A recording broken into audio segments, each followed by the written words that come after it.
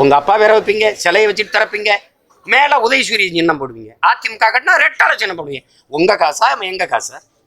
மக்கள் காசுல எப்படி உங்க கட்சி சின்னத்தை பறிப்ப? இதெல்லாம் கொளுத்த திமிரு தானே. மக்கள் காசுல உங்க கட்சி சின்னத்தை எப்படி பண்ணுவீங்க?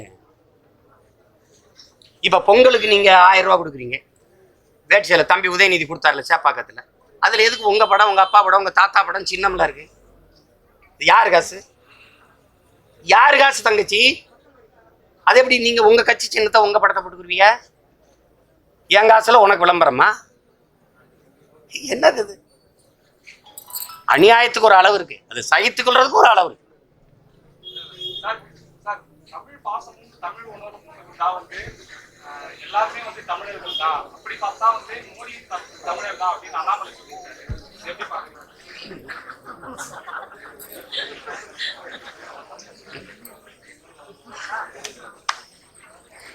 ஏதோ தம்பி இப்ப ஜி போப்பு, ஜோசப் பிஸ்கி, வீரமாமுனிவர், மோடியை விட ஜி போப்பு என்ன பண்ணாரு உங்களுக்கு தெரியும். உங்களுக்கு திருக்குறளை மொழிபெயர்த்து, திருவாசகத்தை மொழிபெயர்த்து உங்களுக்கு தெரியும். இல்லை இங்கே நம்மால் தேம்பாவணின்னு ஒரு இலக்கண நூலை எழுதினார், உங்களுக்கு தெரியும். உங்களுக்கு ஜோசப் பிஸ்கி, வீரமாமுனிவர், அவங்கெல்லாம் எப்படி தமிழரா இல்லை ஜெர்மானியரா இல்லை வெள்ளைக்காரனா, இங்கிலீஷ் பிரிட்டன்காரனா, பிரிட்டிஷ்காரனா? அவங்க எப்படி இருக்கிறது? எப்படி இருக்கு? தமிழர் தான் நான் ஏற்கிறேன், வாங்க தமிழ்நாட்டுக்கு முதலமைச்சர் வேட்பாளராக நின்று வென்ற ஆளுங்க, சரிங்களா? தமிழ் உணர்வோடு இருக்கிறார், அவரும் தமிழர் தான்னா தமிழ் வாழ்வதற்கு வளர்வதற்கு என்ன செஞ்சிருக்கீங்க? மத்திய தமிழராட்சி நிறுவனங்கள் இங்கே இருக்குல்ல, அதில் எங்களுக்கு ஒதுக்குன காசு எவ்வளவு, தமிழுக்கு சமஸ்கிருதத்துக்கு ஒதுக்குன காசு எவ்வளவு? போய் கேட்போமா? போமா, அப்படியே எடுத்துட்டு போமா, அங்கே போமா. பாராளுமன்ற கட்டடம் உலகம் பூரா போய் பேசுனீங்க, உலகத்தில் மூத்த மொழி முதன்மையான மொழி தமிழ்னு. நீங்க ஒன்றும் பேசலை, நாங்கள் பல ஆயிரங்கள்லாம் எங்கள் முன்னவர்கள் பல்வேறு நாட்டு பேரறிஞர் நிறுவனத்தை தான் நீங்கள் பேசுறீங்க. ஏற்கிறேன், வரவேற்கிறேன், பாராட்டுறேன். இந்திய மொழிகளின் தொன்மையை தமிழிலிருந்து அறியலாம்னு பேசுனீங்க, வரவேற்கிறேன், கருத்து சரிதான். ஆனால் பாராளுமன்ற கட்டடத்தில் சமஸ்கிருதம், ஆங்கிலம், இந்தியில தானே கல்வெட்டு இருக்குது, ஏன் என் தாய்மொழியில் இல்லை? சமஸ்கிருதத்தில் ஏன் இருக்கணும்? இது எந்த மாநில மக்கள்? எல்லா மொழிக்கும் மொழிவழி தேசிய நம்ம மாநிலம் பிரிச்சாங்கல்ல தம்பி, சமஸ்கிருதத்துக்கு எந்த மாநிலம் யாராவது சொல்லு? அப்புறம் ஏன் நீ அதுக்கு முன்னுரிமை கொடுத்த? இப்ப நீ ஏமாத்துற. கோழிக்கு இறை போடுவான் தெரியுமில, பேக் பேக் பேக் பேக் பேக், அது மொழியிலேயே பேசி போடுவான். கோழியை நம்ம மொழியிலே பேசுனா நம்மால் நினைக்கும், அடுத்த நொடி சட்டியில கொதிக்கும்.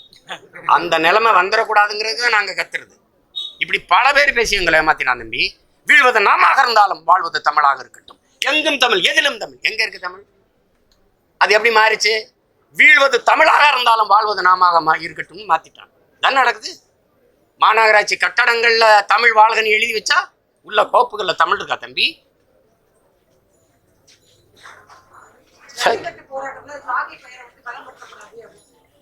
சாதி பேர் எங்க இருக்கு தம்பி? தங்கச்சி எல்லா ஜல்லிக்கட்டுலையும் முதல் மாடை குடும்பர் தேவேந்திரர் தான் பிடிச்சி திறந்து விடுவாங்க, தெரியும்னு நினைக்கிறேன் உங்களுக்கு. அது மரபு, அது பாண்டியர் மரபு. அதை போட்டு குழப்பிக்கூடாது. எங்க சாதி இருக்கு?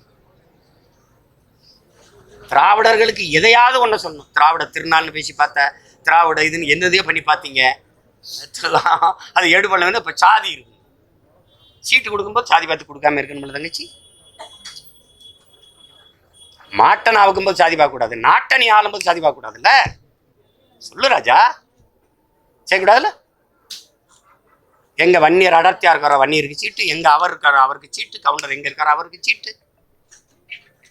நேர்மை எங்க இருக்கு, உண்மை எங்க இருக்கு, அங்க கொடுக்கணும்ல. உண்மை எதையாவது பேசுறது. சாதியை விடக்கூடாது. நீ தான் சாதியை ஒழிச்சிட்டியா? அப்ப எங்க இருக்கு சாதி? நாங்க சாதியை ஒழிச்சுட்டோம். எங்க இருக்கு அப்ப சாதி? எங்க இருக்கு? நீ தான் ஒழிச்சிட்டேங்கிற, அப்புறம் சாதி இருக்குங்கிற. என்ன பிரச்சனை? இவங்க கதை தான். 1000 ரூபாய் நோட்டை ஏப்பா செல்லாது என்ன? 1000 ரூபாய் ஒழிச்சாதான் தீவிரவாதம் ஒழியும், ஊழல் லஞ்சம் ஒழியும்னு. அப்புறம் அதுக்கு ஒவ்வொரு வீட்டுக்கு அமலாக்கத்துறை அனுப்புற? ஒளியில் இல்லை.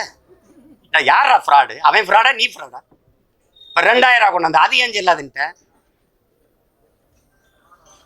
அந்த நாட்டாம படத்தில் அண்ணன் பஞ்சாயத்து நீ யாருப்பா பிராதாருக்கு என்ன வேணும் சித்தப்பா செல்லாது நீ யாருப்பா அண்ணன் முறை வேணும் செல்லாது அது மாதிரி 1000 செல்லாதுங்கிற அப்புறம் 2000 செல்லாதுங்கிற இப்போ 500 வச்சு அழுகுறோம். அது என்னைக்கு கனவுல வருதோ அதுவும் செல்லாமல் போனாலும்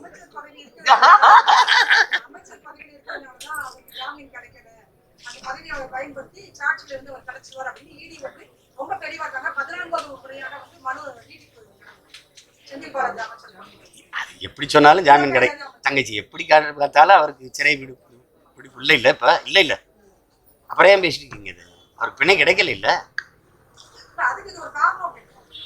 நீங்க உள்ள வைக்கணும் முடிவு பண்ணிட்டீங்கன்னா அது காரணம் என்ன இருக்கு? என்னை 6 மாசம் உள்ள வைக்கிறதுக்கு அந்த சட்டம் போட்டதே தேசிய பாதுகாப்பு சட்டம் போட்டதே செல்லாது. அதுக்கு உரிய அதிகாரி போடாம கீழ்நிலையில இருந்த அதிகாரி போட்டார். அதுக்கு எல்லாருக்கும் தெரியும். 6 மாசம் எப்படி நீ உள்ள வச்சிங்க?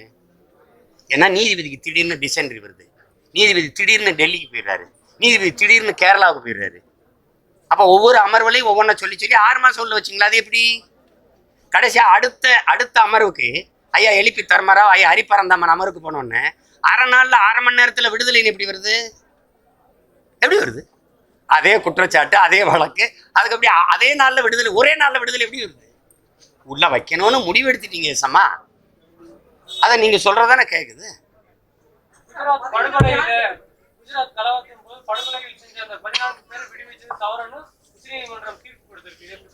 அது சரிதான். அது அந்த பல்கிஸ்பானுடைய மனநிலையில நம்மளும் இருக்கேன். அது என்னன்னா தம்பி, அதுல அந்த கேள்வி ரொம்ப நியாயமானது. அதனால பாதிக்கப்பட்ட பெண்ணின் மனநிலை அதை அப்படியே மறந்துட்டு போயிட முடியுமான்னு கேட்குறாங்கல்ல, கடந்து மறந்து போயிட முடியுமான்னு அந்த கேள்வி சரியானது. 2வது, குற்றம் நடந்தது, நீ உத்தரப்பிரதேசத்தில் நீ இது பண்ணிட்டு நீ குஜராத் நீதிமன்றமும் குஜராத் அரசு அந்த அவங்கள விடுதலை செய்யணும் முடிவு எடுக்க முடியாது. என் மண்ணில் குற்றம் நடந்திருக்கும் போது நான் தானே முடிவு எடுக்கணும். அப்போ நீங்கள் குஜராத்தில் போய் வழக்கு போட்டு அதை டக்குன்னு முடிச்சு விடுதலை செய்யணும்னு சொல்கிறது எப்படி இருக்குது? அதான் நான் வரவேற்கிறேன். அது சரிதான். அதே போல உச்சநீதிமன்ற தீர்ப்புல குற்றவாளி ஒருவர் உச்சநீதிமன்றத்துக்கு தகவல்களை மறைச்சு இந்த உத்தரவு வாங்கியிருக்காரு ஒரு இது சொல்றாங்க. அவ்வளோ இதா இருக்கு உச்சநீதிமன்றங்களோட நிலை. உச்சநீதிமன்றமா இல்லை குஜராத் நீதிமன்றத்தை சரி? உச்சநீதிமன்றம் 2 பக்கம் மாறுபட்ட தீர்ப்புகள் கொடுக்கப்பட்டதான் உச்சநீதிமன்றத்தில் போயிருக்காரு உண்மையை மறைச்சு.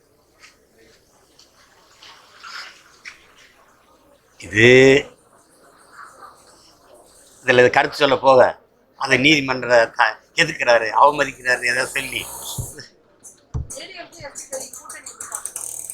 ஏடிஎம்க அவங்க விரும்புகிறாங்க, கூட்டின்னு போகிறாங்க. ஆனாக்கா அவங்க சொல்கிற காரணங்கள் தான் வேடிக்கை இருக்கு.